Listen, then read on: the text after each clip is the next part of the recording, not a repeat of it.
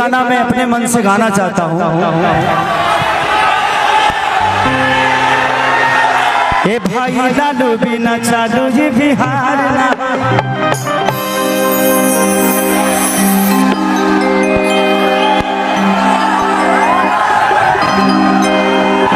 कि बच्चा बच्चा कहूँ अच्छा कि महंगी बनाओ महंगी के नाव कि तेजस्वी के बिना सुधार न होगी, वो सुधार न होगी।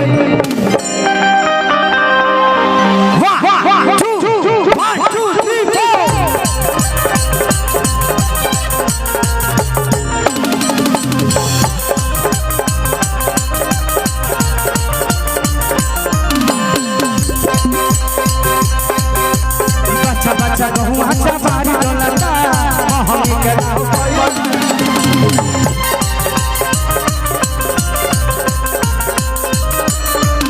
अरे बच्चा बच्चा देखो बिहार डोलता महंगी के नाव बाजार डोलता।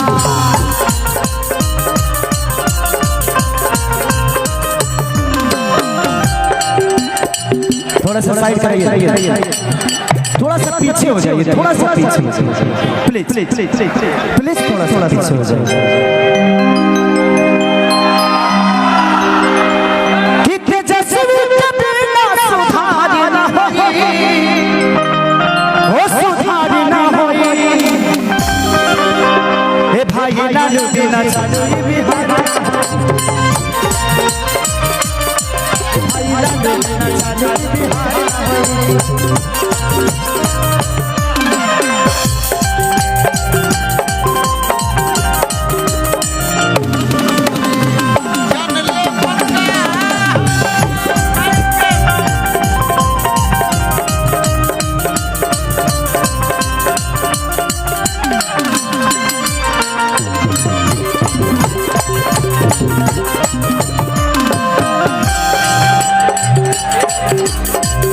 भैया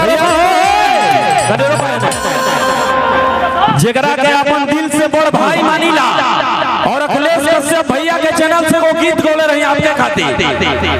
आज आपने बहुत सारे हीरोइनों को हीरोइन बना दिया, जैसे हमारे बिहार के नेता लालू यादव जी हैं, ऐसे हम भोजपुरी में आपको अपना शान मानते हैं। हमारे यादव भाइयों के लिए आपने एक ऐसा जगह बनाया कि हम लोग को भी गर्व होता है कि हम लोग वहां पहुंच जाएंगे। हमने बोला कि मंदिर बिना पुजारी के अब भोजपुरी बिना खेसारी के अधूरा था। अखिलेश भैया के चैनल से वो गीत कौन की कि झूठो भोजपुरी में विवाद भइले बा। भैया आज आपसे लोग विवाद करके स्टार बनना चाहता है। मैंने उस समय कहा कि झूठो भोजपुरी में विवाद भइले बा, शुरू से खेसरी नुराज कइले बा। एक लाइन जो आपके लिए मैं कहता हूँ कि ट्रेंडिंग के ये शुरुआत कइले बा, शुरू से खेसरी नुराज कइले। एगो लाइन आपने ऐसा गाया है कि सारा कलाकार वो गाने को गाते हैं, स्पेशल मैं मंच पे। वो गाना अमर है भैया आपका। भैया खाती कौदी हो कौदी अरे गिराउरता जुलुफिया बनम जान लेवा बाटे जी, आज की बोलिया अरे मिठाई पचा लेवा बाटे जी। ये हमारे जान है, हमारे पिंकू भैया गिरौआ में आज कपड़ा कटिया ना केला तनी सब कोई हाथवा उठा दी पूरा पूरा भैया हो पूरा पूरा ले ली हो रामायण में तनी रामायण में कि सवरिया सवरिया कटिया ना मनाई बड़ा बढ़िया लागेला। सवरिया कटिया ना मनाई बड़ा बढ़िया लागेला। सवरिया कटिया ना मनाई बड़ा बढ़िया लागेला। सवरिया कटिया ना मनाई बड़ा बढ़िया बढ़िया लागेला समझिया तोहिया ना बनाई बड़ा बढ़िया भैया शांति बना के और हेलो सेल्फी ना मंच को खाली कीजिए मंच खाली करे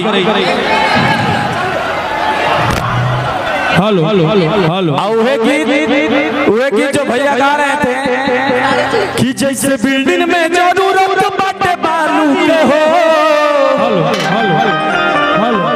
अरे वो सही बा जरूरत फेरू लालू के हो अरे लालू के हो सही बा जरूरत फेरू लालू के हो बच्चा बच्चा बोलत बिहार बड़ुए जनता के ही है पुकार बड़ुए।